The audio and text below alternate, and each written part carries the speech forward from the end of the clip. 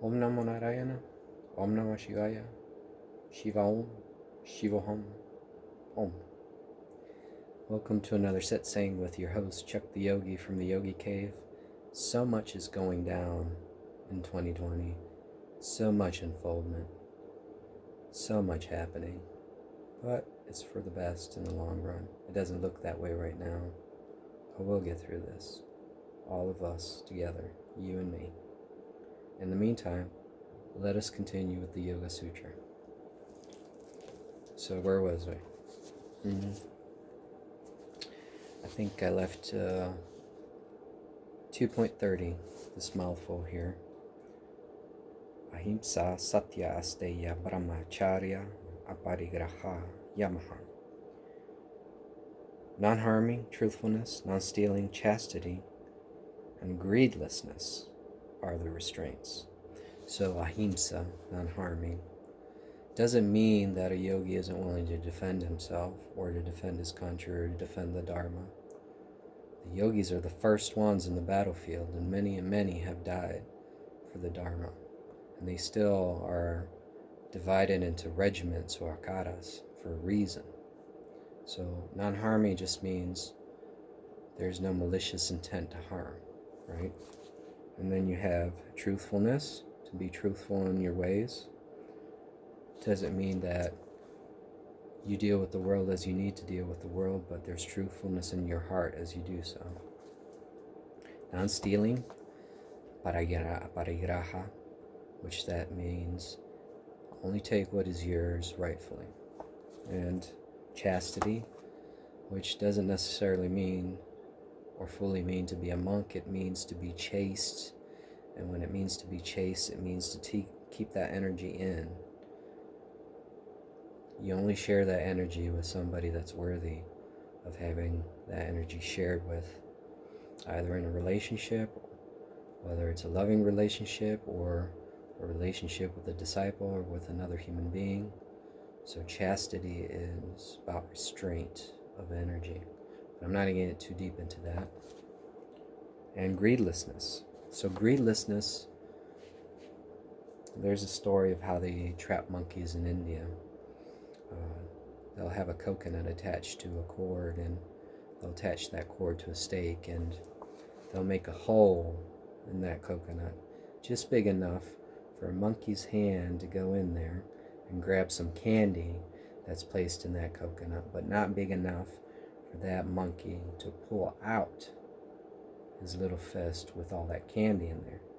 So all that monkey has to do in order to escape is to let go of that candy, but that monkey won't do it. So this is what we're talking about. Greed binds us. And so the whole idea of yoga is to be free, right? So that's part of the deal. Anyway, 2.31. Jati Desha Kala Samaya Anavachina Ha Sarvabhauma Mahavarta. These are valid in all spheres, irrespective of birth, place, time, and circumstances, and constitute the great vow. Vows aren't something, or vratas, aren't something that is just known by Indians or yogis. This can be found in the Old Testament, like for example the Nazarite vow. These, or in Spanish, it's called a promesa.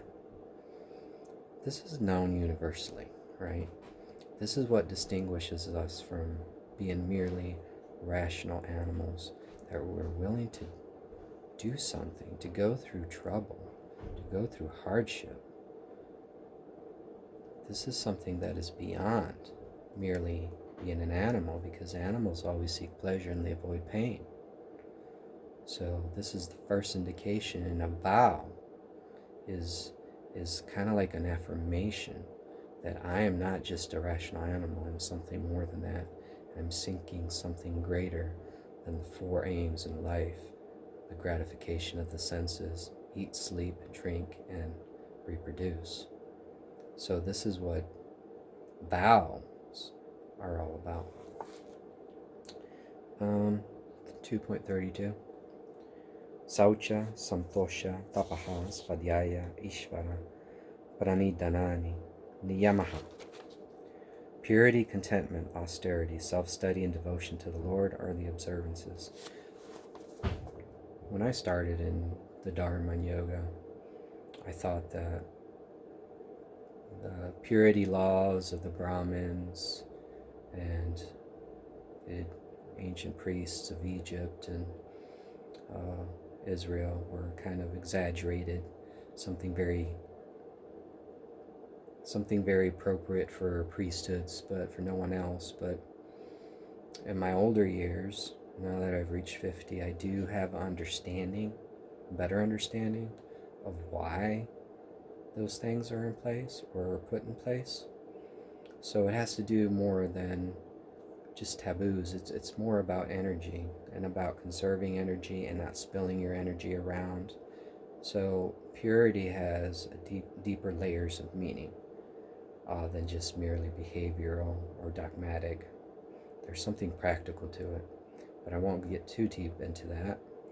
But I want to leave you with that understanding. And contentment, austerity. Now, austerity doesn't mean I'm going to torture myself or anything like that. Although some of the vows, like the vow I took, 12 to 13 year vow, can be pretty harsh.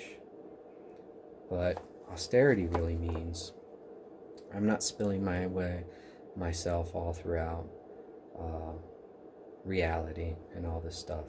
I'm not spreading myself thin everywhere. I'm holding that in, and I'm focusing on what's essential. So that's the true meaning of austerity. And self-study, well, that's what meditation's all about. That's what we're doing right now. We're studying the self. And not the self with a small s, the self with a big S. And devotion to the Lord. And again, in yoga, the Lord can be a prop, but he's a stepping stone to something greater. So Patanjali is not saying don't do that, right? It's not about this or that, yes or no. Patanjali is being inclusive here, not exclusive. 2.33 Vitarka Badane Pratipaksha Bhavana. For the repelling of unwholesome deliberations, the yogin should pursue the cultivation of the opposite.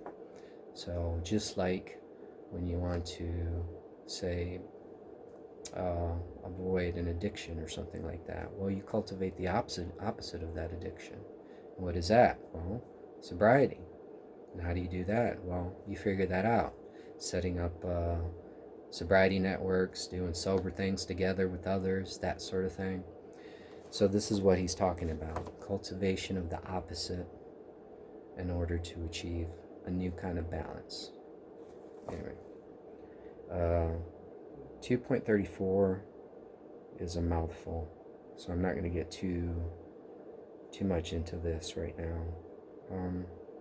So let me just leave it there. We'll just kind of shorten it up because 2.34 is really a mouthful.